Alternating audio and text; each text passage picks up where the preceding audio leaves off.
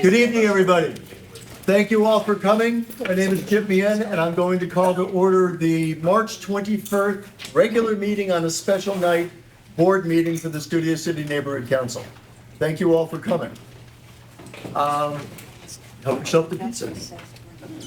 I wanted to go through a couple of announcements. Well, actually, let me just run through the roll call. And Jen, would you do that? We have a number of people out today. Terrence is here. Terrence, would you go through the roll call since you're here? Absolutely. Playing the role of Jen, playing the role of Adele will be Terrence. Jen, Here.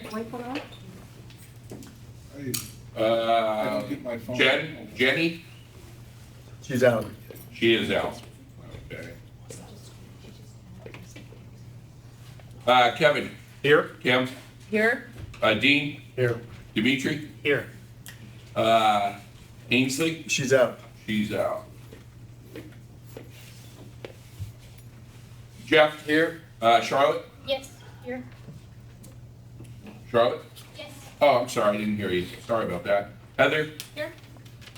Jerry. Here. Chip. Here. Richard. Yeah. Lori. Here. Drew. Here. And Adele Is is out. absent. All right. You have quorum. Thank you, sir. Thank you. Okay, so I'm going to just run through some president's initiatives to keep everybody up to speed with what's been going on.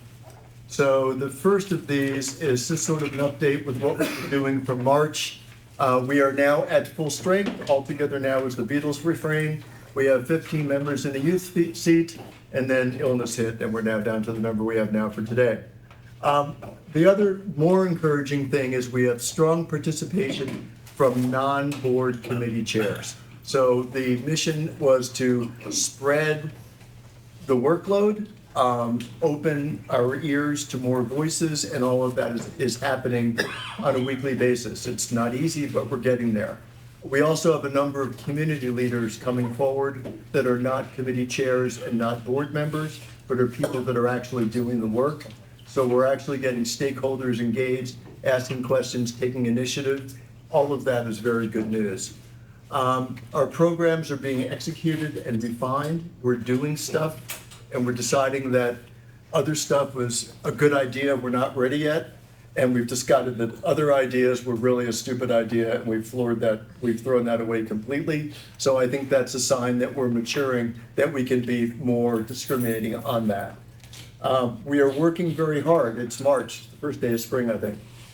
We are a heartbeat away from the end of the 23-24 fiscal.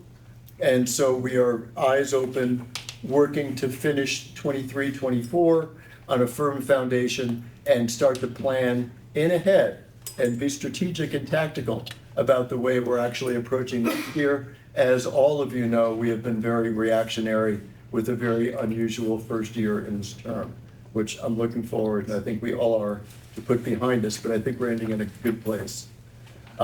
This is our board members, and then below the board members as well, we have the committee chairs, Barry Johnson, Lisa Sarkin, Abby Velasco, and also Mimi Greenfield, who will be a new name to you. Mimi is going to be running the Radford Ad Hoc. We had our first meeting today, she and I, with a representative from Radford. And she will there will be a couple meetings between now and our April meeting, which I think is the 17th. And she will have a report on April 17th on who's in the ad hoc, what the plan is, what the timeline is, and that'll be interesting. And she'll get a good chunk of time. Many of you have asked to be on the committee. We discussed that at length today, and you're going to all be welcome, and in fact necessary. So we're looking forward to having that move forward and have an answer to the questions about what our landlord is doing. I wanted to run through how I've been looking at the way that we have to actually determine whether or not what we're doing makes sense or not. And we have four major constituencies that we've talked about. We have the hillside residents who have very particular issues that affect them. We have the valley floor residents, some of the same issues, some that are much different. We also have the business, school, and faith communities that are stakeholders, and we need to actually have a conscious plan to reach out to those folks. And it also is very self-serving. because that will end up giving us resources back. And then also, to preserve the nature of Studio City, we've decided that we're going to pursue the LA River and other green spaces within Studio City as its own constituency. So we have plans to embrace the river, plans to embrace green space, and that has been moving well. Our overall core mission, though, is to leave something better to those that follow us. So our core responsibility is to strengthen and expand the reach of the neighbor and the capabilities of the Studio City Neighborhood Council. So we're looking at various ways that we can do that, and we appreciate the partnership we're getting with more and more representatives from the governmental offices and the electeds coming up and working with us. So we're trying, they're reciprocating. That looks good. Quick highlights for March. Hillside residents were served by a CERT pop-up drill. We talked about that a little bit last month. That's hugely important. We have literally had tornadoes, earthquakes, hurricanes, fires, and floods since about Labor Day. So being a little more focused on this is important. We're leaning forward into that. And Jerry, thanks again for all your work on that. In April, we are going to have the Resource Conservation District. They will be here speaking with us. That will be a hillside focus, but not exclusively. I live on the flats in the Silver Triangle in a 70-year-old home, and I'm California Fair Plan now because the insurance companies have decided that I'm in a fire zone. So having the Resource Conservation District come in and talk about what they look at in terms of creating defensible space, all the varieties of thoughts that go into that, it's going to be interesting and important. And I think we're going to have to be very self-reliant on that because I don't think the systems and the city response is set up against an eventuality we haven't seen yet. I'm particularly worried about evacuation plans, for example. So there'll be some interesting stuff coming up on that. Valley Floor, CERT works for you too. We're also working with some traffic calming measures, and Dimitri's been leading a lot of those efforts to take a look with Sydney's help. Where are some obvious places where we can actually anticipate where traffic is going to go, vehicular traffic, and where can we start to take a look to not just calm the traffic, but start to focus on today and tomorrow's pedestrian safety. So that's going on. Business, school, and faith communities. We're working the Second Saturday program, which also works for the river. Second Saturday of every month, in concert with the Tree People, we are having a education and cleanup service event on the Zev Greenway. We have had 2 so far. We kicked off in February with Campbell Hall. We had Harvard Westlake in March. Thank you, Stacy, for getting that done with 10 days notice and having all those kids. I appreciate it. And that's been very impactful. Selfishly, we need to reach out to the school communities. They have the best communications protocol within their schools. If a kid shows up with head lice on Tuesday morning, by Tuesday pickup, every mom knows that there's a lice outbreak in the school. We need to start accessing that level of communication within all the schools to talk about what our programs are going to be, to ask for help, and just to get the information out. So we're trying to do things that are multifaceted in terms of one effort solve several problems. The other thing we're working on is a business hub plan. I'll get back to that in a minute.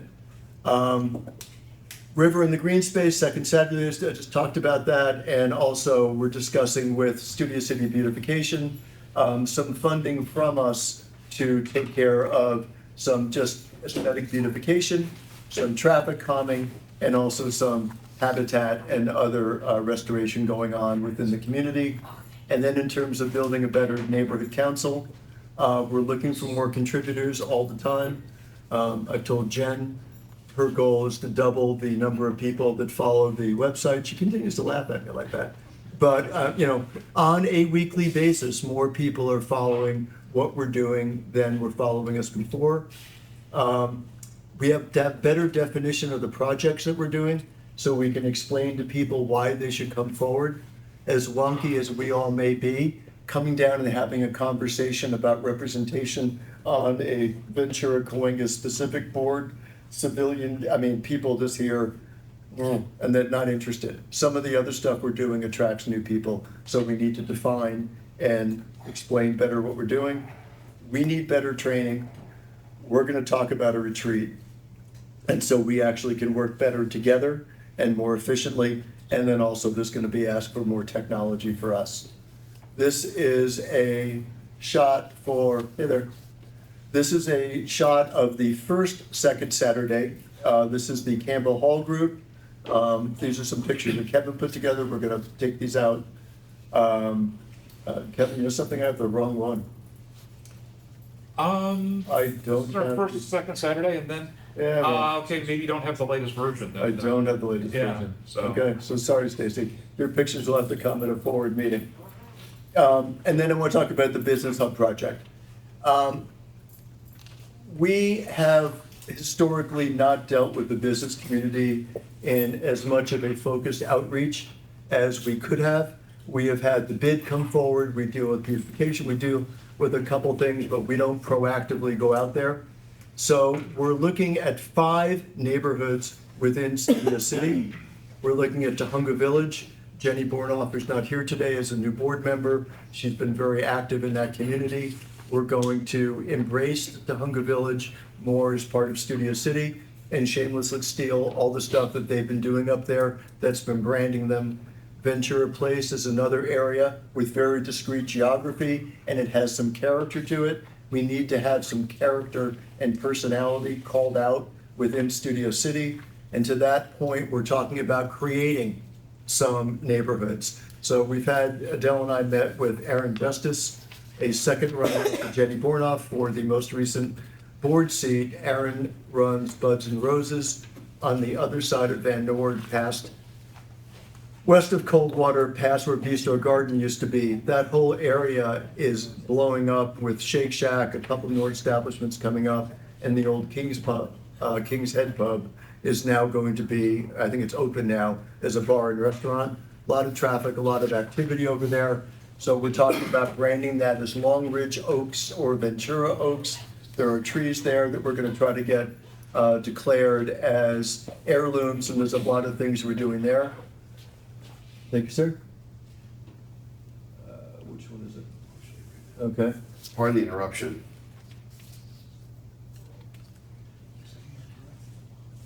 Do we have a Kia Sorento, a silver Kia Sorento? Sir, your car is blocking some. Okay, It's an employee, okay. and they're trying to get out. If you want, I'll move it, but if you don't trust me, that's fine too. Trust you. Okay. But you have to tell them where, you have It's to an tell them where employee you put after a it. long day who wants to go home. Sorry to interrupt you. Not a problem. Sorry, Chip. Not a big deal. Sorry Thank you, for the David. hassle. No, not at all. David, have it back at 10. So we're also going to increase our outreach to the Studio City bid and come up with some more strategic and tactical plans there. The other place we're looking at, and Sydney, this is the first time, actually, both of you guys, we need to do something about what's happening for East Studio City. So really east of Colfax on Ventura. I think you're clear on this one. I think it's his problem. But that area also is expanding quickly in the number of drinking establishments, restaurants, all kinds of stuff there. Sprouts is going in there. We should get ahead of the traffic and pedestrian problems there before there's white crosses on the side of the road. It's a real threat. So those are 5 things we're looking at, and Heather, that's what I was talking about. So we're looking about getting a community lead and a board member, perhaps Heather. We need to assess the neighborhood needs, because although there's similarities, each of these have some slight differences. We need to collaborate with the relevant government partners to resolve those issues. And then we need to have some proactive historical and cultural designations. So there's that. And lastly, in terms of outreach, I'll come back and do. So we need to do more topical outreach. We have a new program called Sustainable Saturdays. Is there a way in here for you to talk about this later in the agenda? That's a great question. I'll come back to you with that then. It's a full one. It is a full one. The bank, the Valley Area Neighborhood Councils, we're getting involved in that. We're talking about a retreat. We're looking at better technology and more government partners, much of the same. That's what I have. Should I stay clear of 411 at this point? You didn't do your opening statements I did not. Be number 15. Pardon me? either. Me, 15. I'm number 15. So we Okay, will get thank to you. me next month. If we have time, I'll come back to AB 411. No, I'm gonna do this now. AB 411 is, there's a handout in front of all of the board members. There was a frequently asked question that we got from Dunn. I left a bunch of copies over there for the public. It's like 6 pages of questions. There's all kinds of complicated ways of doing it. There's a simpler way of doing it. And what I propose is for the next board meeting, we do nothing more different than open in person for the board, open a Zoom, and I'm not sure what the technology is, a remote capability for people that are not here who are stakeholders and want to join, so they could actually call in. So we're gonna figure out what that looks like. We need to We're vote on that supposed to first. vote. We have to vote on that first. It has to be agendized. So you want to do that as opposed? It has to be agendized. Yes. Well, I mean, we can discuss it, but if you wanna, it won't be ready for next meeting. We'd have to agendize and vote on it at the next meeting. It's actually item 5A. Yeah. Oh, is it a It's possible already on motion? the. Yeah, but the motion is not there. It's not a possible motion, it's just a discussion. And possible motion about adding a virtual Oh, component. it is a possible motion. Yeah, Yeah. but we only ever have Okay. possible motions in committee. If it's an actual one at a board meeting, it's on the agenda in advance for people to see. Yeah, I think so. All right, so that's what I have. Let me go back to my boilerplate here, which I did not put together. This is a reminder to those attending during public comment. You may hear colorful language that some might find offensive. The SCNC has no ability to control or regulate the content of speech that is protected under the First Amendment. Board members are reminded not to cut off, interrupt, or otherwise engage with stakeholders during their allotted time. Stakeholders, please respect the timekeeper when you are alerted your time is up. Please remember, we are guests of Radford Studios. It's important that we remain courteous and respectful to all Radford staff we may encounter during our time on the lot. We need to respect and comply with all the regulations on the lot. So that's what I have for me, and I will now go to item 3. Derek, I just had signed up for this item. item 3. Well, just AB 411, just for everyone's consumption. So This, that's 5 though, right? it sunsets December 31st, 2025. So we have a little over a year and a half, and then it's gone anyway. Well, maybe, maybe not. Try it out. Well, I think the people that vote for trying it out should be the ones running the equipment. That could be. Okay. So public comment within non-agenda items within the board's jurisdiction. Dimitri is the timekeeper, and we have 120 seconds. Do you want all of these or do I want all Sure. of these? Yeah. Okay, we pass it. Well, first one we have is Tony Rodriguez. Sir, The guy that parked. No, I think they all go down to him. My name is Tony Rodriguez, and I'm a candidate for the State Assembly for District 44, which includes City of City. I just wanted to introduce myself, make myself available if, you want to have a meeting and have the, some of your constituents come in, ask questions about my campaign. I'm open to talk to the board whenever they want. So I'm showing some sort of that you know who I am and I'm available. And I am going to the November general election. Thank you. Thank you. congratulations on making the runoff, and we'll get back to you with, we'll probably do some sort of candidate forum, Okay. but it'll probably be a couple months from Oh, no, now. that, and I'll leave my business card on the table over there. Please do. Barry, did you want to speak on 3? I'd just be curious to know who the two people are in the runoff for 44. It's Nick Schultz and myself, Tony Rodriguez. Okay, thanks.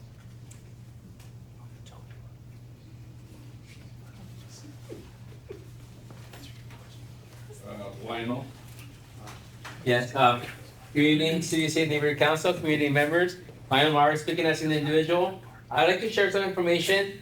I hope Mr. Gomez is okay with it. On Tuesday, April 16, 2024, next month, the Los Angeles Board of Police Commissioners Valley Bureau Community Commission meeting will be having their meeting in the Valley in Mission Hills at Bishop Elementary High School. Doors open at 5:30 p.m. It's going to be from 6 p.m. to 8 p.m. In Mission Hills. The address is 11111 North Alamany Drive, Mission Hills. Mayor Karen Bass has not yet selected permanent chief of police. She has appointed Dominic Choi as interim, and the police commissioners are going from neighborhood to neighborhood, getting public's input on this issue. So I just want to share with you. I'm just sharing information. Number two, the Ciclavia calendar of events are already publicized, so you're lucky City is on the map for this year, Ventura Boulevard. Thanks to Scott Mandel, former president, for also being an advocate. Number three, Kenneth Mejia released his report on the vacancy rate. Has not improved.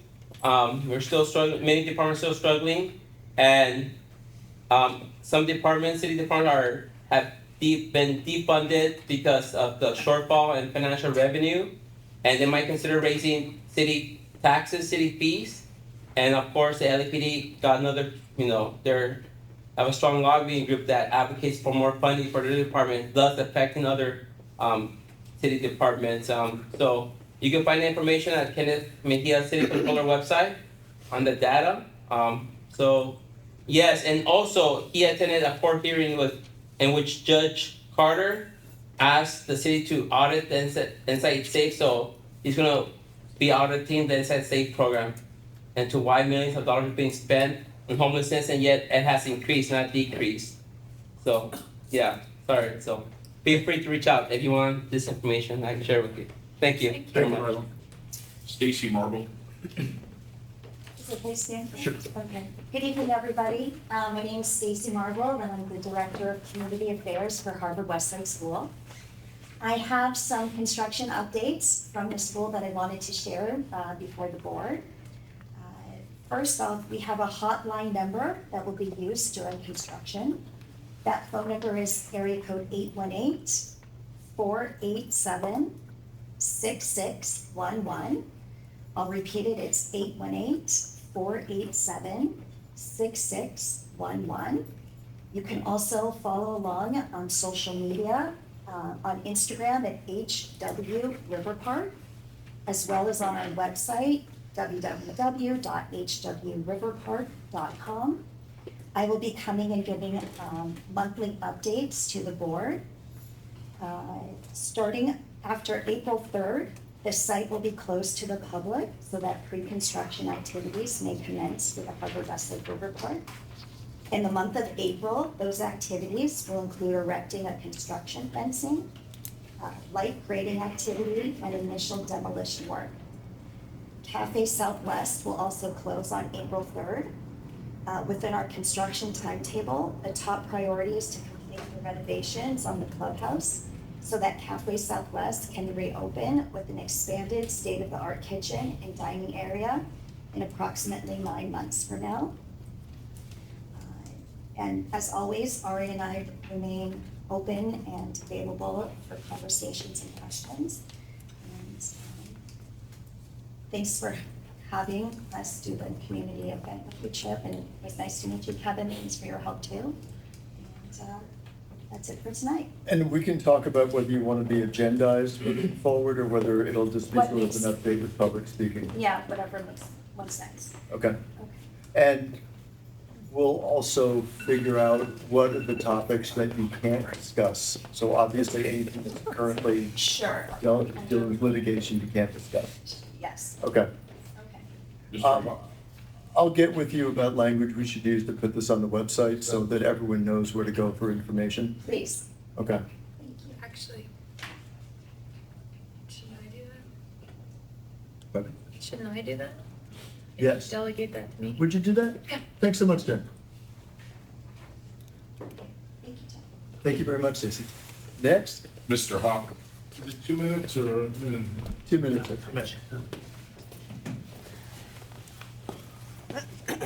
I'll just stand here.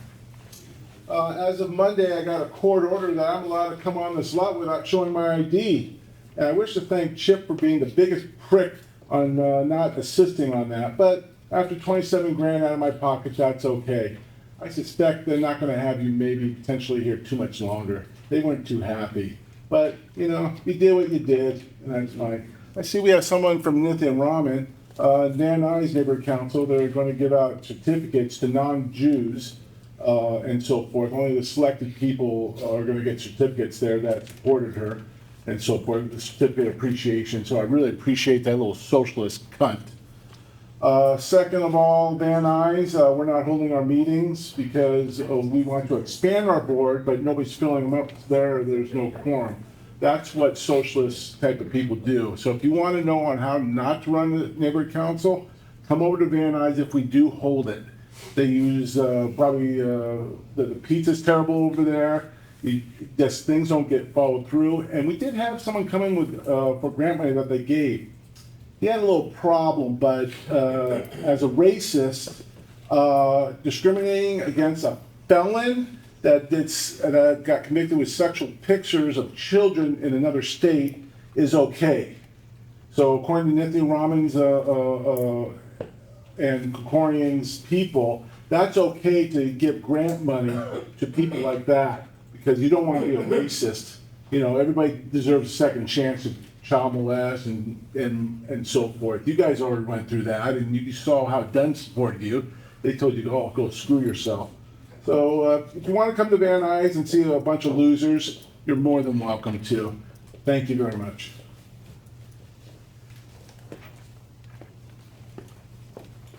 Terry Austin. I'll just stand up and talk.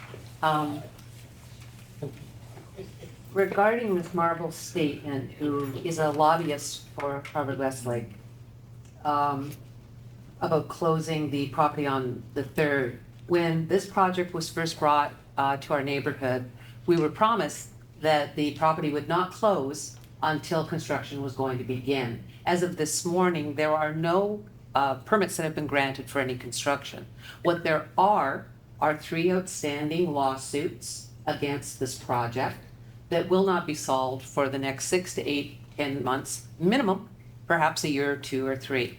So the promise that the property would not be closed until construction was about to begin is again one of the promises that has been broken. So I think it's unfortunate that Ms. Marble's presence here tonight was not agendized. I think agendizing it after any construction starts or things down the road is again not representative of what the neighborhood council is supposed to be, is informing the neighborhood ahead of time.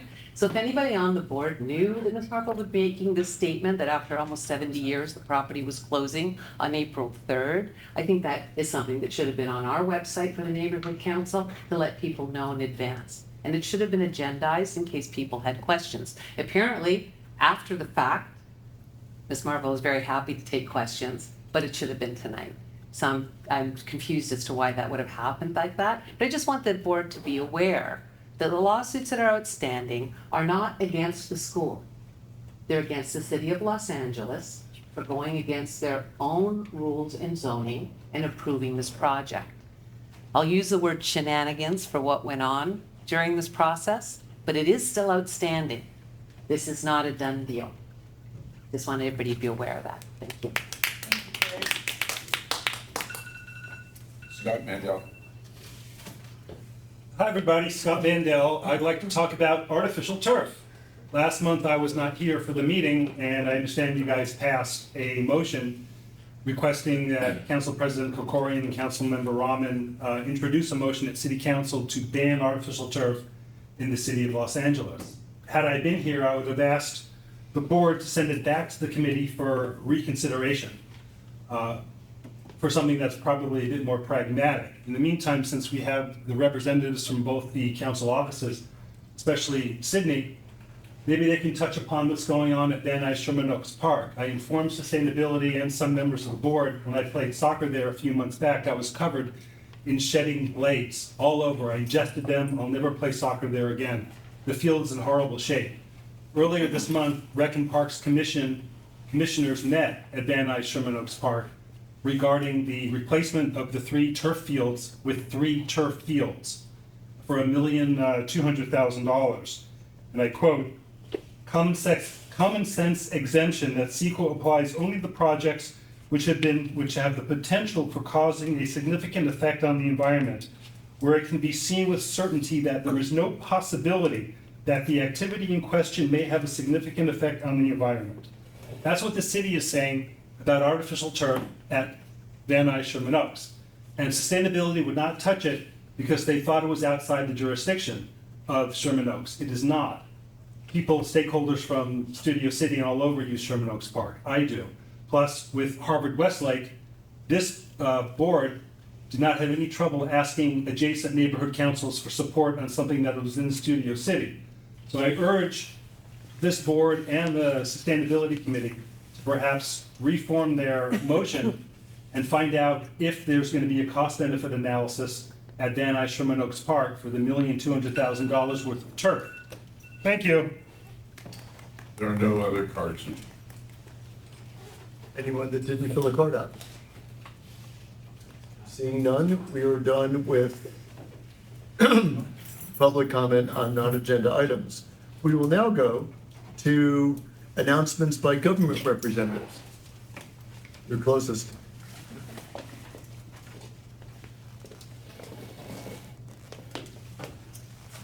Good evening, everyone. I'm Denise Shaw. I'm Field Deputy for Council President Paul Kryan. I have a couple announcements of things going on in the community. Well, number one, city offices are closed on Monday. I don't know if everyone knows that. It's for Cesar Chavez Day. Just wanted to make that announcement. Our office is sponsoring a bunch of activities and events coming up. We have an egg hunt for, and you have it on your website, I saw, thank you, at Valley Plaza Park on March 30th. And on March 30th, we also have a shedding event in NoHo West. It's sponsored by NoHo West Neighborhood Council. There's Shedding? Shredding. Sorry. You have a dog or something? I do. Go to Van Nuys Sherman Oaks for the shedding. Yes, shedding, shredding, you know, the same thing. Sorry, can you speak up a little bit for? Sorry, it's a shredding event. There's gonna be one on March 30th, and then also on April 20th for Earth Day, Valley Village Neighborhood Council is doing one as well, and they're gonna have other activities for Earth Day. Also on Earth Day, LA Sanitation is gonna be hosting an Earth Day event on Chandler Bike Path, Chandler and Vineland area. I'm not sure the details yet, but I will send you Jen all this information. I love it. Appreciate you posting our events. Another event coming this weekend is at the Campo de Cahuenga. Their speaker series is gonna be, this month in honor of Women's History Month. Mrs. Forbes, was a Renaissance woman of her time. I have, do you get these from the Campo? Okay. I'm behind on that one, sorry. Okay, well, it's this Saturday at 12. Should be interesting. And that's all I've got. Are there any questions? Yeah, I have a question. Any word on whether the council president has been doing anything in connection with enforcing against gas-operated leaf blowers? I know there was. I Yeah, forwarded a motion. I haven't heard our policy staff bringing that up, that it's coming back. Same with the artificial turf. stuff, I know that our policy staff was looking into it, and I don't have any feedback yet from them. I think that's gonna be a little more difficult because the city already has, Scott, you said, all these are artificial turf. Yeah. Well, in connection with blowers though, I think Councilmember Rahman has gotten more interested in enforcing, that the media code section, that bans the use of gas-powered blowers within 500 feet of a residence. And also, I believe, Councilmember Rubenfield also made a motion to ask I don't remember which city department it was to report back. Maybe, I don't know if it was the city attorney or it could have been the city Maybe attorney. street use investigators. Maybe street services, Yeah. possibly. That's who enforces it now. Or building and safety? Was it street It's services? street services who, Okay. it's street use investigators are the ones who investigate it now, and it's really hard. I haven't had any success getting them to enforce what's on the books now. So it's hard to catch if someone makes a complaint, they gotta be there when that gardener's there. That coordinating isn't great on that, so they haven't been able, I haven't had any experience with them actually citing gardeners or homeowners on it when I've had complaints in the past. So much pollution. It's unbelievable how much pollution those gas blowers create. Let me follow up for next month. I'll look into it and I'll let you know, but maybe I'll have some more information. It hasn't been brought up in our policy staff. So council was away, so we haven't, Well, if you could just remind them that we passed that motion and we had requested. I will bring it up to our policy. Thank you so much. And the same with CD4, by the way. He'll come up next. Okay. I'll reach out to you with Jenny Bornoff. There are some issues we want to talk to you about with the street parking and the street dining in Tahunga Village. Okay. And she's not here today, so we'll just call you during the That'd week. be great, because we have been talking internally in our office about things that we can possibly do there, and I've met with a couple of the business owners in the past, so I think we have some potential. Yeah, I think we do too. Just need to get it together, figure yeah. out what we can do that, and then we'll do the next thing. Yeah, that'd be great. So we'll give you a call probably next week. Great, sounds good. Cool. Alrighty. I think you're free. Okay. Thank you. Mm-hmm. One public comment? Do we have to do public comment after we do them? Yes. Public comment on CD2. Yes, when will Van Nuys get certificates of appreciation? They've been asked for over 7 months and you just don't deliver them. I'd like to know if they're gonna be coming or should we just? From our office? Yeah, I don't know, I can ask Aris, she's the field deputy for that area. I don't know anything about the certificates.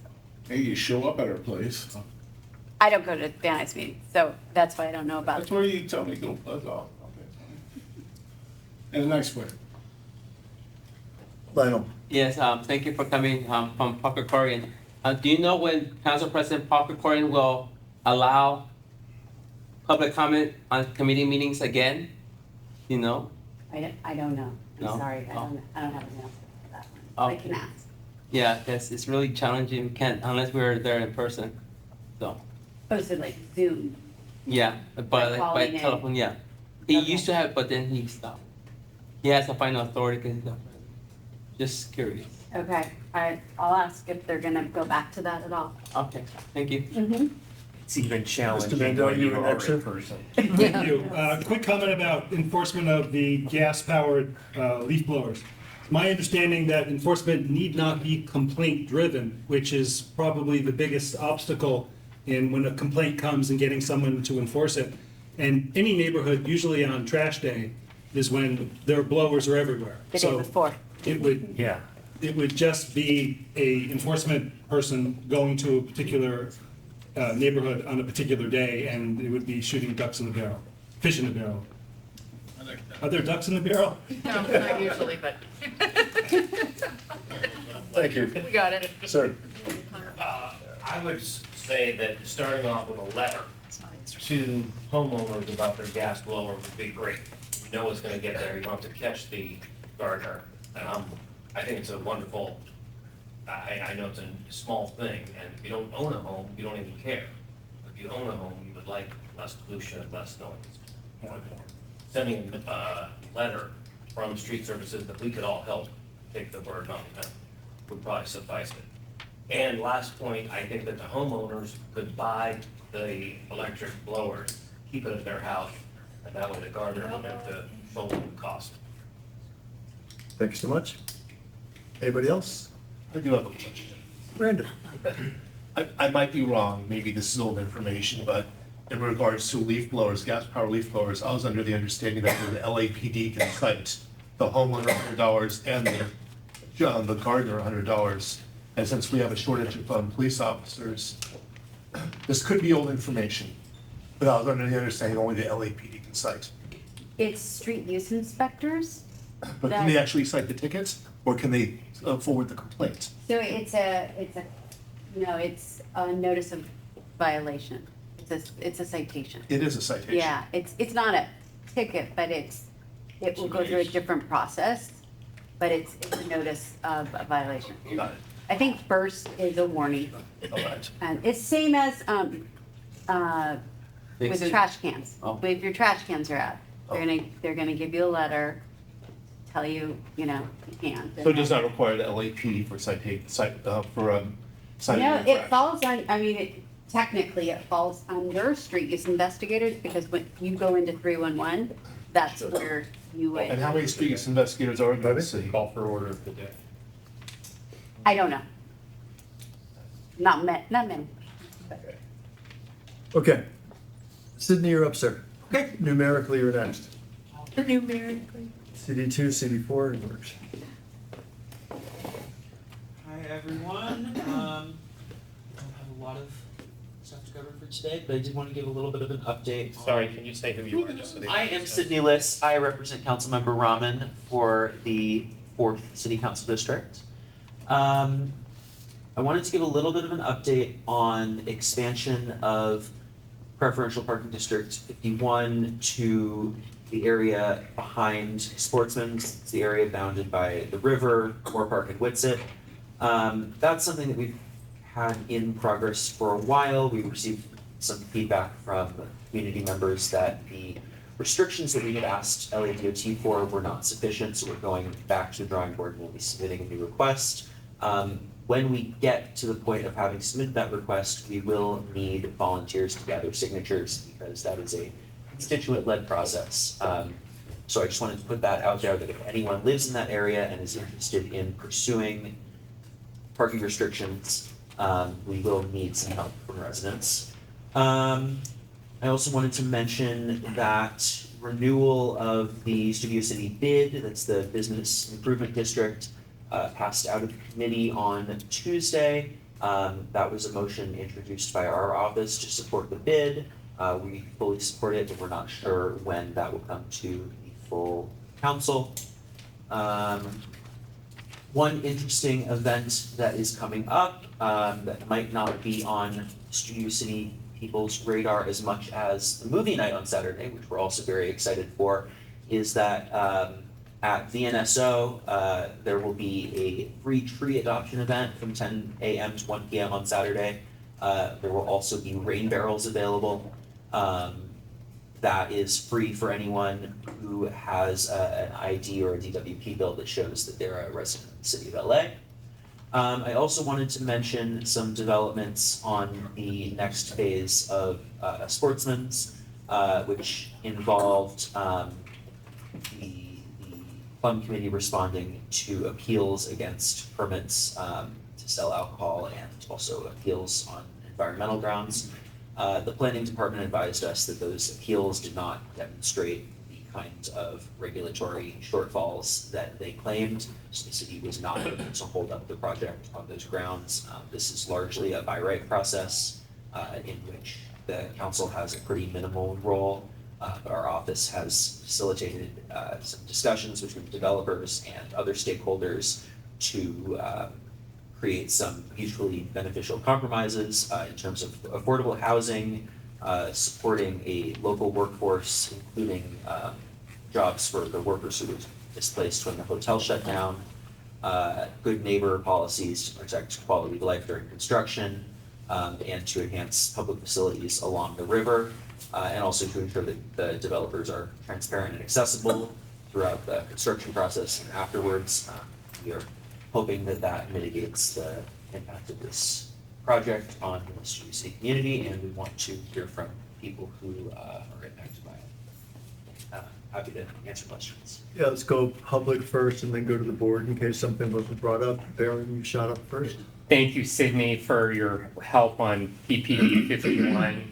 And I believe we have 90% of the block captains ready to go. We're just waiting for the petitions with the corrected seven days a week, and no parking unless you have the permit from 6 p.m. to 8 a.m. the next morning. So, and Felix at LADOT was just waiting to hear from your office before reissuing that. So we're ready to go whenever you have it ready. I've got a letter drafted. I'm waiting for that to get signed up on. Okay. And the other thing I was just going to mention is regarding Sportsman's. It ain't over till the fat lady sings. There were 3 entities appealing Tuesday at Plum, and I'm hearing 2 or 3, at least 2, maybe filing lawsuits. So, like I said, it's not over yet. So we'll just have to see. But I personally believe there are grounds that if a judge hears it and not a city council person or plum committee person hears it, there is reasonable things that I see in it that a judge is going to say, no, it's a 30-foot height, you got an 11-foot height density bonus for 41 feet. How do you get to 94? And I truly believe that a judge finally, unlike Plum or the planning department, may look at this differently. So it's not over yet. Okay. So, and it was heard before Plum Tuesday. It was already on the agenda for the city council the next day to vote on it finally. And it was there before they even voted at Plum. So it shows you what city council just figures was going to happen. Peter. Hey, so since we spoke in your office, I was wondering if you had outreach workers follow up on Jonathan Ackman to see if he's okay. There were some conversations between my office, DMH, and LAPD. Everyone at the NoHo station is aware of him. Well, aware, but the conversation was just to reach out, and I think it's fair considering his past that your office pushed to get outreach workers out there. Just make contact. This is no HIPAA violation, just to make sure he's okay. Yeah, so our request to DMH was, I'm blanking on the name of the program. It's a program for people with high support needs, and we requested that those caseworkers contact him. Okay, and when do we get a report back? How long does that take? I don't think we will get a report back because we're talking about people's medical information. Once again, what I'm asking for a report back is, did you make contact? Did you not make contact? I don't care about the other information that's HIPAA. I will ask about that. Okay. And then on Sunday, there was some activity at Sportsman's. This is Sunday. They were trimming trees from maybe 7 o'clock in the morning. This is from my house. This isn't at Sportsman's. Okay. So, over that. From 7-ish in the morning until about 2:30 in the afternoon, I would have gone over or called the police, but the last time I called the police, this was 11:30 at night, they thought it was appropriate to saw cut concrete until 1 o'clock in the morning. When I did call the police, nobody did show up. So anyway, I was wondering if that's something your office can follow up on and see why they thought it appropriate to trim trees on a Sunday. You had sent that to my office, right? Yeah. That video? Yeah, among other things, yeah. That's Peter, our time, we're I'm sorry. time. Thank you, Peter. Yeah. Okay. Hold on a second, Richard. There's been several outstanding and untimely Public Records Act requests from from the office. I keep ending up talking to the deputy city attorney to do the office's job. What's the process, policy, practice, and procedure on responding to Public Records Act requests, then being told it went in my spam, we didn't receive the mail, you're a white racist piece of shit? What can I do to get those, rather than keeping talking to your deputy city attorney to make compliance? If you've made those requests, I'm sure they're being processed. That's why I have to talk to the city attorney? Yeah, you're welcome to talk to them or. No, reach I'm out to not our welcome, that's office. what I'm referred to, because you guys want to be represented. The issue is you guys are always about 90 days behind. I think that's, I'm not blaming you for that, but why do they keep, where I have to get the deputy city attorney involved to make sure there's compliance? Is it because I'm a white racist privileged piece of shit, or what's my special conduct for this? If you want to email me, I can follow up on that. That's what they've all said in the past. Thank you very much. Have a nice day. I will. Beth, you're next, and then Terry. I just wanted to let everybody know that Sportsman's Lodge or nobody should be trimming trees right now. We're in the middle of nesting season until the end of August. Thank you. Terry. Yeah, just to follow up on that, and I was glad to see Jen nodding her head there. Again, Sydney, if you could ask the council member, I'm sorry, if you could ask the council member, she's well aware of the multitude of promises that were made about not closing Weddington to the public until construction was going to begin. As was just mentioned, it is nesting season in the FEIR. It specifically says that no grading or tree removal will be done during the nesting season, which is now. So Ms. Marvel told us that construction is starting. It can't start. And also, again, to reiterate, the 3 lawsuits that are outstanding, any one of them at any time could call a halt to this whole project. So until they're settled, there's not going to be any construction, okay? And there are no granted permits as of this morning. They've been applied for, but a letter of determination has still to be written. There's months and months of work. So what I'm trying to say is, construction is not starting next month. We were told the property would be open to the public until they were ready to do construction. So I'm asking for the councilwoman to please reach out to Harvard Westlake and see if she might be able to get them to stand by at least one promise that they've made to the community and to keep the property open longer for the enjoyment of the public. Thank you. Sir. Easy one. Did you say Saturday at BNSO for the trees? and Yeah, rain free barrels? trees and rain barrels, At 10 a.m. 10 to 1.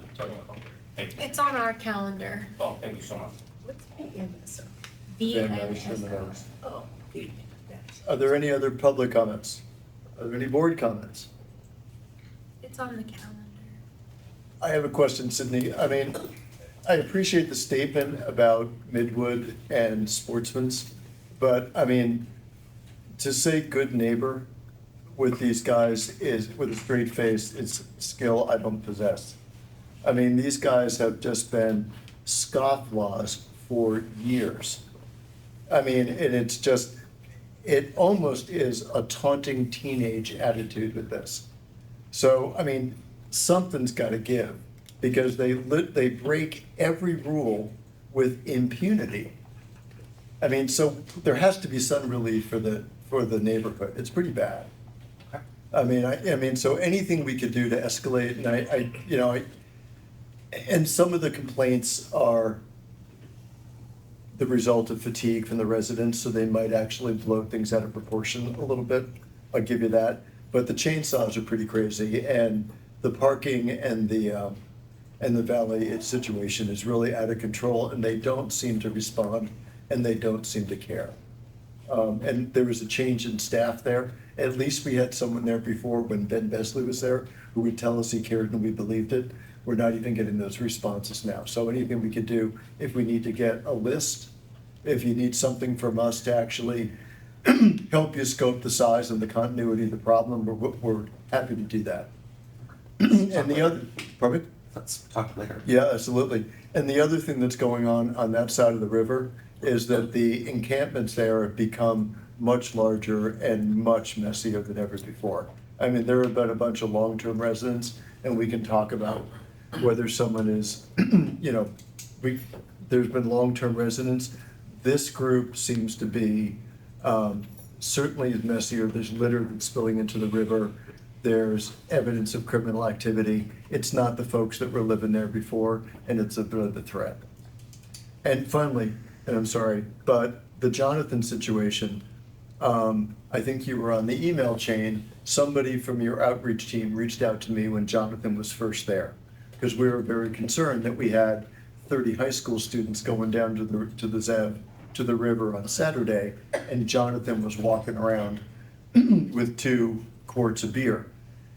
He's fine now. We know that after a period of time, he starts to forget to take his medications, and he's tragically consumed by his illness.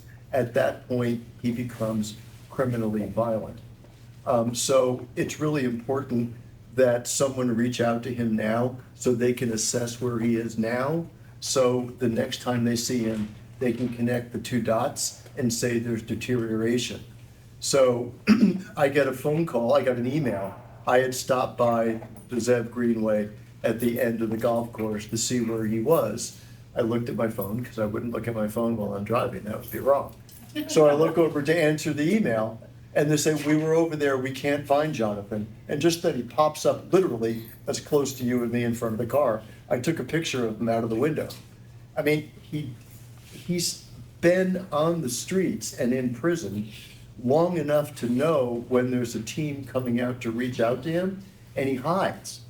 So the tree people folks that I speak with on a weekly basis have said that they've noticed his behavior's changed. He's becoming a bit more averse to contact, and he's started to hide in the shrubs.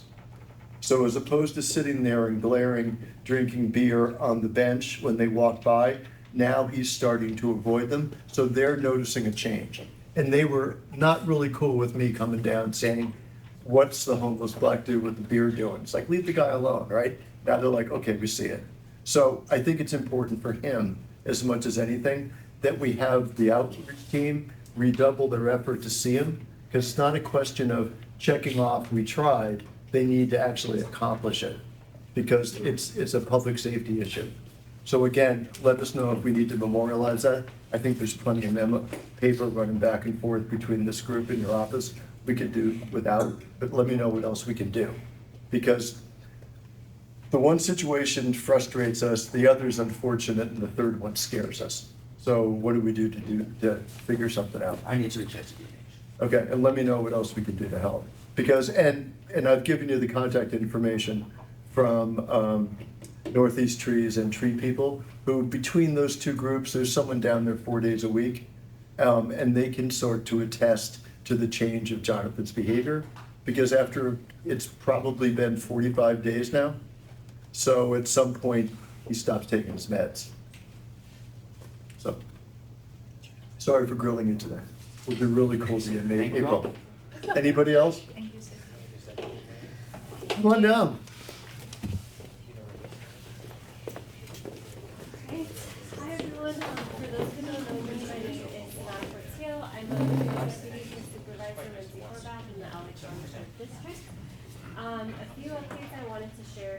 I know it was a month ago, but I wanted to talk about the February storms. I know some homes in Studio City were impacted by the storms, and so wanted to share that the LA County Assessor's Can you speak up, Office- please? Sorry, Yes. there are people behind you. The LA County Assessor's Office has the Misfortune and Calamity Program, and so for property owners who experienced over $10,000 of damage in the storms, can qualify for, they can file an application for reassessment. So that just needs to be filed within 12 months from the date of the property damage, and that information is online at the website of the assessor's office, so that's assessor.lacounty.gov. If you have any questions or need any help with that process, feel free to reach out to me. And also wanted to share that LA County has a website for the 2024 winter storm recovery, and that's recovery.lacounty.gov with some additional resources and information. Wanted to touch a little on homelessness. So on February 27th, Supervisor Horvath introduced a motion to audit LASA's fiscal operations. For those who don't know, Supervisor Horvath recently became the chair of LASA. And the audit is intended to offer insights and opportunities to maximize public investment in our regional homeless system. So once there are some outcomes from that audit, I can come back and share What those. is LASA? It's the Los Angeles Homeless Service Authority. Oh, It's there's a joint, Ah, yeah, there it's you like an agency, so it's a joint city county agency, that is, yeah, for homelessness. I know last time I was here, there were some questions about DMH as well. Wanted to share, I brought some brochures on the table. DMH has an emergency outreach and triage division, and it includes a 24/7 hotline that anyone can call. So if you come across an individual who seems to be in crisis and needs immediate services, there is a DMH hotline that you can call. And I did want to distinguish that if there's an encampment, that would be a good time to connect with Sydney if it's in the city area, or me if it's along the LA River, which is county jurisdiction. If you come across an individual who's in crisis, you can call the hotline. And yeah, just in general, want to mention that anything along the LA River, please feel free to contact me, whether it's an encampment or any other issues. Our office covers west of Laurel Canyon Boulevard. East is Supervisor Barber's office, but I can, if you don't have their contact information, I can connect you with them. And wanted to share a county resource. So for those who don't know, the Natural History Museum is a county facility. They offer mobile museums that are educational spaces. It's a customized tractor trailer with different exhibits and interactive things. They can go for free to any LAUSD school, and the spring registrations are now open for that.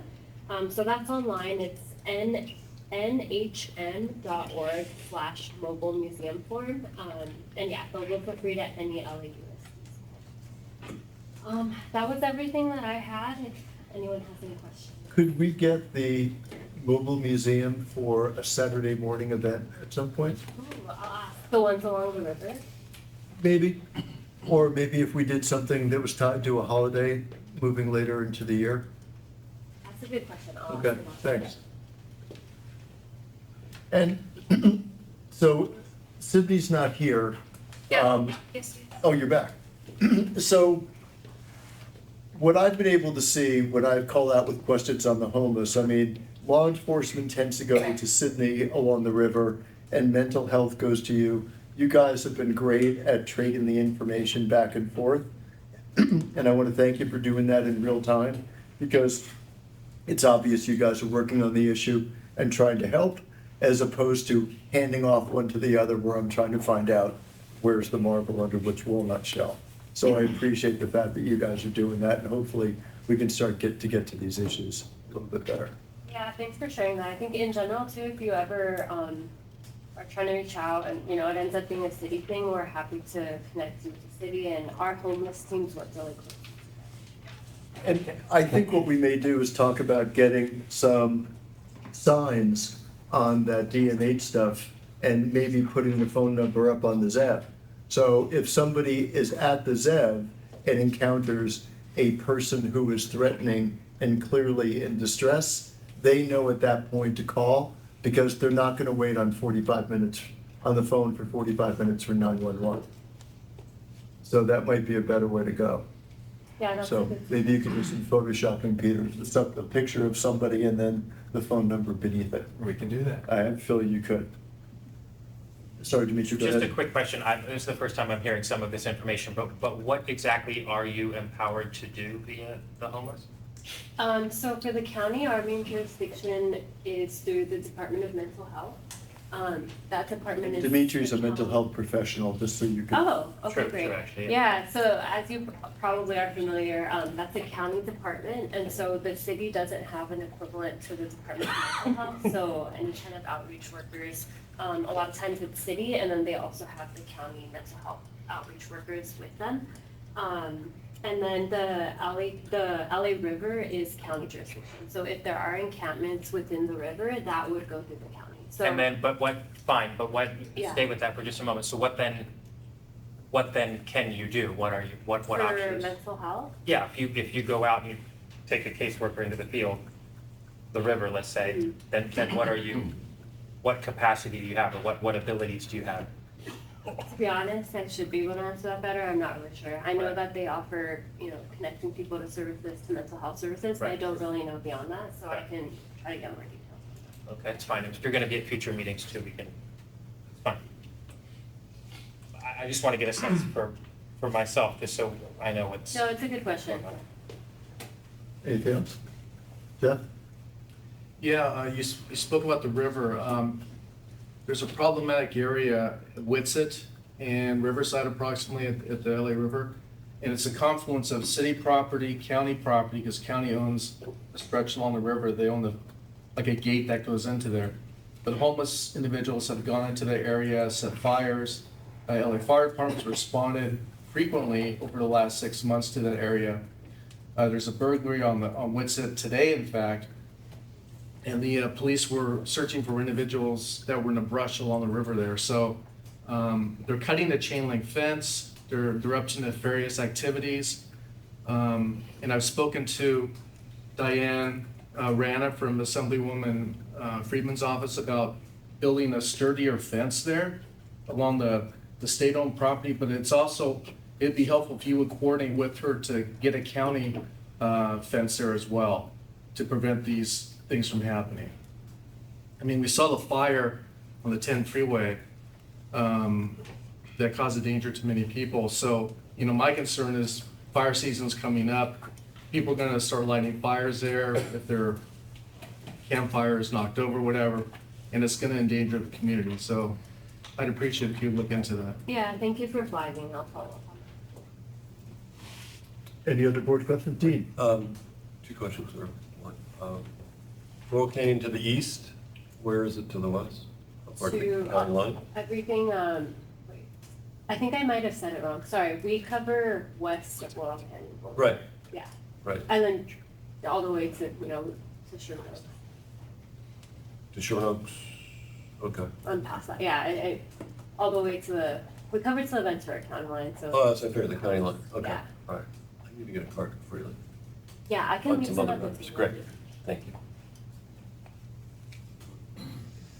Any other board? Barry, we've gone past public comment. Go ahead, though. There was this is on her and not public comment. There was a growing encampment along the 170 in a channel of the Little Tahunga Wash. And you were saying if it's, contact Supervisor Barger's office if it's on that side. And I sent Natalie an email 2 days ago on one that was growing, and I got an email back the next day that somebody was coming out to make them move and offer them help. So it was just encouraging that it was that fast out of that office, so. And he's challenging you to the same response. Yes. I mean, I will say That's the both our subject. offices work with the same, it's the Department of Public Works, so Yeah. they usually have a pretty quick response time. So, yeah. If there's nothing else, you're free to move about the country. Thank you. We didn't do public comment. Public comment to the, public comment, I'm sorry, Savannah. The magnolia right between the Public comment, freeway and the please. park. Mr. But she was very helpful, but it was definitely in the flood control channel Pardon me? of This is different from questions. Yes. the land on either side. After a question, I've sent numerous Public Records Act requests via Federal Express where it's been signed, and also via email, and your office doesn't like to answer my Public Records Act requests, and I keep dealing with your attorney, Kent Summer. And I'd like to know why I'm the special asshole, why you guys can't respond to my Public Records Act requests, and then when the attorney gets involved, he a very nice gentleman, he kind of says he doesn't understand why you guys just don't answer and you're wasting a lot of his time. Is there something I'm doing wrong? Is it because I'm a racist or white privilege or something like that? To be honest, I'm not. To be honest, we've been lying before. I'm not familiar with any public records requests that have come to our office, but I can follow up on that. How do if you plan to haven't follow seen up? any response. How do you plan to follow up? I'm not sure the procedure for how those come to our office. No, you so said you I plan can to ask. follow up, so how do you plan to follow up? I'm gonna ask in our office. And how do I know? I'm gonna leave my cards over there on the table, so you can feel free to email me. No, I won't. I'll keep talking to the attorney. At least there's someone competent. Terrence, do you have any more? Scott? Hi, I have a specific question, comment on an encampment in Studio City, and I can show you. Sydney knows about it. And it looks to me like this is county, except this is maintained by the city through Rec and Parks, and Councilmember Rahman's office is funded to do homeless services to these people along this part of the river. And this, syringes, bottles of urine, and all kinds of other trash that this encampment is throwing in, this is Public Works, right? I believe In the river. so. I believe so. So if you two guys can work Yeah, together coordinate on that. to what's going on here, which would probably be Sydney, because it's not mental health, it's just regular housing, and there's tons of copper wire here, by the way, they're stripping copper wire there daily, I don't know where they're getting it from. But the trash in the river, I mean, it's so disgusting. I mean, there's needles and these Yeah. water bottles are all filled with urine. Do you know the main intersection? It's Whitsett and the river, South Is Bank. that the same one that you mentioned? No. No, it's Riverside. Oh, Yours is Riverside, this is the river. Got it, okay. You're talking It's valleys, well, it's, yeah, what's in the river? What's Right- in the river, Right what's that? under the bridge. East, or, It's this one. Yeah, I know, I will say too, along the river, it gets a little complicated sometimes because there are portions that are maintained by the city, but again, if that ends up being the case, we'll just coordinate. Anybody No else? other names. Now I think I'm correct. Thank you. Thank you. Are there any other governmental representatives in the room that I've missed? Lucky. Okay, so we're gonna move from 4 to 5, President's report on the virtual component. Since this is grinding along slowly, I'm just gonna pull that conversation. I asked the board to read the AB 411 handout, and we will figure out how best to do that, which may actually be a special meeting, so we can just focus on that and have like a 1-hour meeting. We'll talk about that between now and the time that's scheduled. Moving 6, the Vice President's report. Lori, go for it. You have 5 minutes. Oh, it'll take 5 minutes. Very quickly, you know, there's been a lot of discussion about gas-powered leaf blowers, and also I wanted to talk briefly about gas-powered lawnmowers. The South Coast Air Quality Management District has a year-round program to provide $250 rebates if a resident or anyone turns in a gas-powered lawnmower and and it shows proof that they bought an electric-powered lawnmower, so they get a $250 rebate for that. In terms of the electric-powered leaf blowers, they're really very inexpensive. We have a sort of like a one sheet of information on the Neighborhood Council website. We're going to be sending out an email blast to our subscribers in connection with the dangers of gas-powered leaf blowers and gas-powered lawnmowers, and about the $250 rebate, as well as how the fact that there's so many different kinds of electric-powered leaf blowers that are really very affordable, under $200 probably. That would probably take care of front and backyard of the average house in Studio City.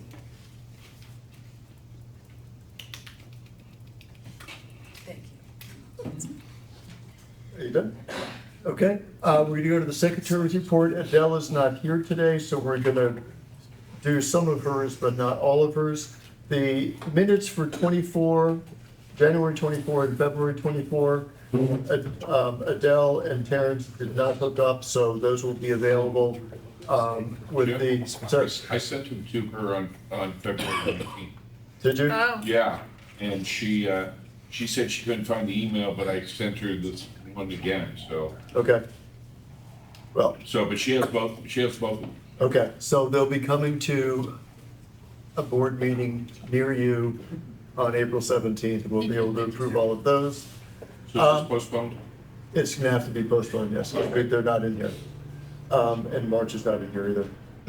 As far as training is concerned, we have to keep our training up to date. Some people in the room have not taken the anti-bias training. I believe somebody has not taken the ethics training. Adele, I believe, has reached out to those individuals individually.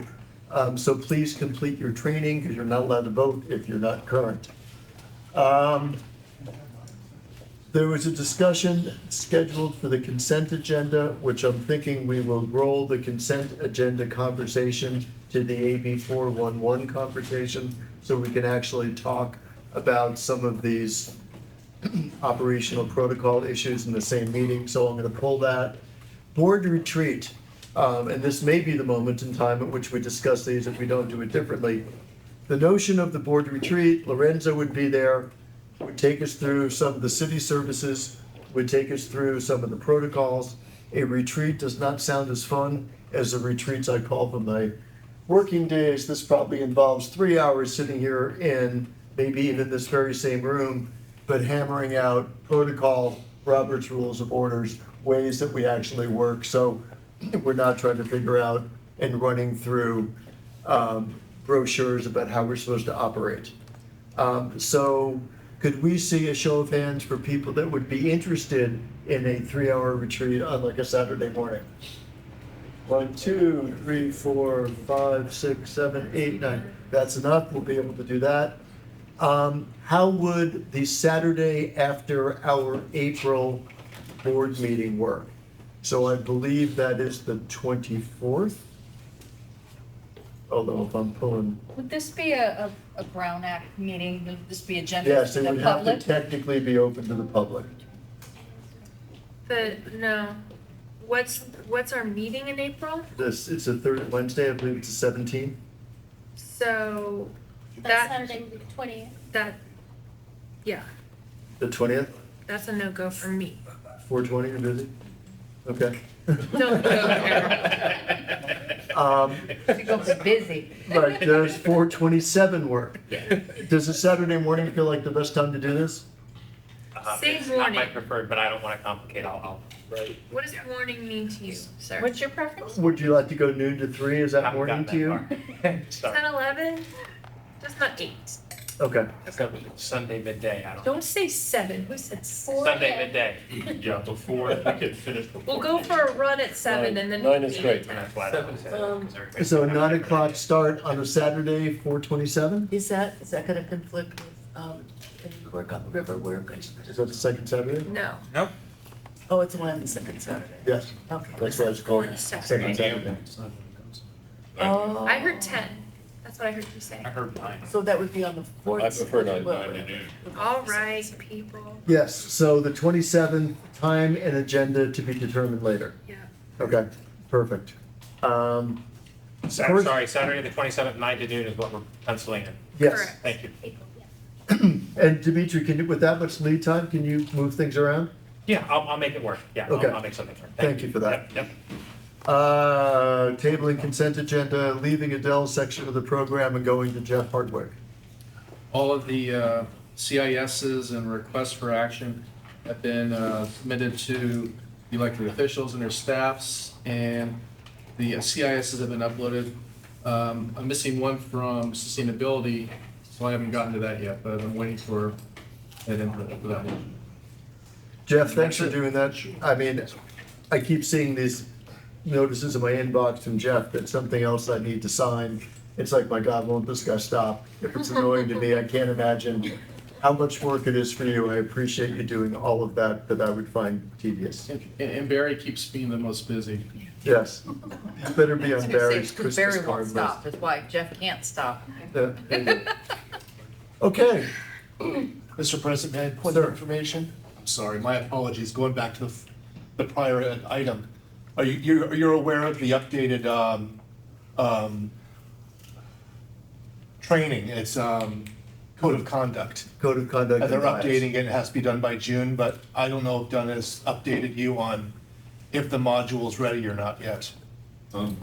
I saw an update, Terrence, you know, sir? Yeah, Bonk has postponed it until they're able to figure out Cornerstone to get the trainings up. And that was from both Doug Eberhard, who's the new commissioner for the harbor, and Len Commissioner Schaefer. So that's where they were currently at, where they were looking It at. was supposed to be June, that's when it was supposed to be Yeah, done. but they've now postponed it because it didn't roll out when it was supposed to. Just wanted to give that to everybody. And that was said at the length meeting. And, sir, isn't this the first time the committee members are also required to take training with the exception of land use historically? It's had to- But now everybody's got to sign the code of conduct, and all the members of land use have to take land use. But we don't have a code of conduct until Cornerstone works, so there's no code of conduct about it until. And then what they're saying though is that they're not sure if they could also get this is the discussion that was at the last bond meeting, is that they're not sure that they could, well, they didn't say afford, but it's afford the additional licenses for Cornerstone. So for committee members, they may be having it where you print it off the website, they sign it, and then the neighborhood council is supposed to maintain those records. And at length, we were like, no, that's the department's job, let them figure it out how they're gonna do it. And so it's gonna be a back and forth on that one. That's that, and it's anti-bias, it's not required, it's the new, gender training, Okay. that's gonna be the required one, That's the one that I haven't taken. yeah. And that's gonna be for committee as well as board? Okay. Sir? No, they stopped, just for clarification, they stopped at anti-bias because of my racism, right? No? And they So went to glad. gender. Thank you. Okay, so done with that, I believe we're to you, Kim. Alrighty. Let me get some housekeeping out of the way first, and then I've got some stuff to talk about.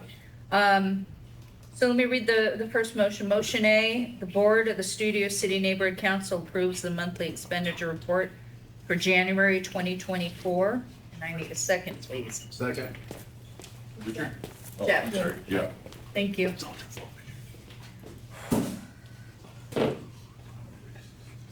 Public, go to public comment. Any public comment on this? You'll have Barry and, Mr. Hopper, the only two. Thank you. So is that a yes or? Not for Okay. Okay, great. Any board comment, questions? Are there two A's? Yes, There are. So it's One is a bold A. A and A B. Well, I've corrected it in the minutes. Thank Thank you. Next we can take. Yeah, so we can take a vote, I guess? Okay.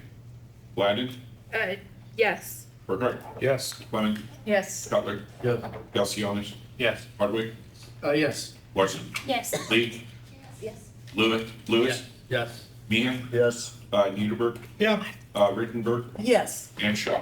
President. Thank you. Okay. So I want to go to some information. I've been hit up a lot lately for questions about financial stuff, which is great. We were off to a rough start early in the year. So a lot is coming down the pike at this point. So people have asked where we sit financially. There are a couple of ways to learn but it's not the greatest, frankly. The portal that these monthly expenditure reports come from and whatnot. In fact, I brought the monthly expenditure report too to tell you that, and this is for all the board members too, there are tallies at the top. I don't know how much anybody's actually looked at one, but it tells you how much has been, where the money is budgeted, what sections, how much has been spent, how much is outstanding, what is remaining. So this can give you an overview, but the thing that it doesn't do, there isn't really any great way to input information of motions that we have already approved for instance, our movies in the park or something, or that one is in our actual budget, but a better, one would be the tablecloths and some printing that we approved, for I think 800 or 1,000. I try for the larger items, the 2,500 for the neighborhood purpose grant.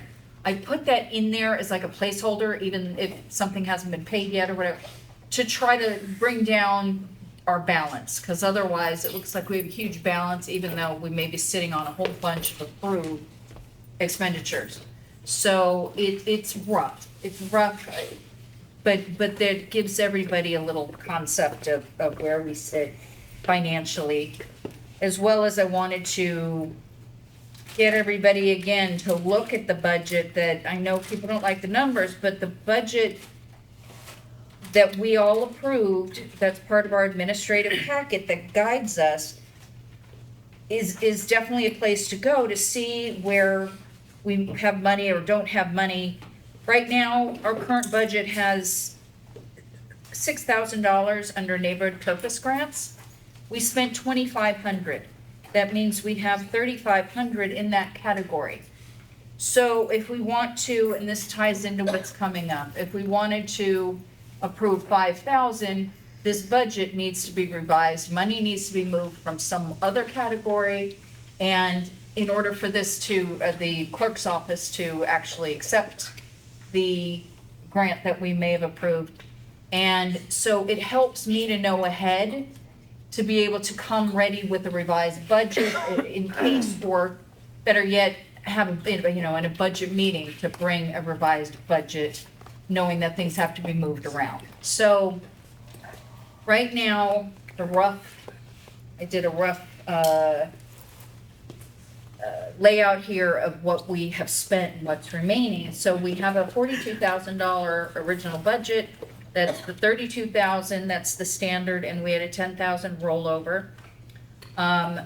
We have 2 movie nights, 5,200 is what's allocated. 2,500 to the Carpenter School. We have 400 Zoom licenses, 1,000 tablecloths. We did vote yes for 800 for the library lecture series refreshments, which I understand that has been canceled for this fiscal year, so that'll go back in. That's been postponed until they need more time to set stuff up. So anyways, and then our operational costs, web services or monthly web services, our meeting minutes, refreshments, telephone and such, that adds up to about 9,600 a year is what was budgeted. So we have 22,500 remaining, and 10,000 of that can be a carryover. So we have about 12,500, actually about 13 since some's going back in, and not all is spent for the movies. There's usually a little left over in these things. So that's where we're sitting. And in front of us, I have, how much, let's see, 5, 10, 12, 14, about 15,000 I'm aware of that has come down already of requests and things I know that are coming forward that people want, and some of them aren't here. So that's where we're sitting. Does anybody have any questions? Because I know it's a lot of information. I could stop for a moment with questions on this before we move on. So I show on the January merge, I show a beginning balance of 40,970.72. And we've always been saying 42 grand. So that's off 1,000. Where is my assumption of 42? Is that just urban legend? No, that may have been from the prior month or something. I'm not exactly positive on because this spits out from their. But so we did start off though with a flat number of 42 with a bunch. You know, we probably had less than, that's probably what it was. We had less than 10,000 carried over. Okay.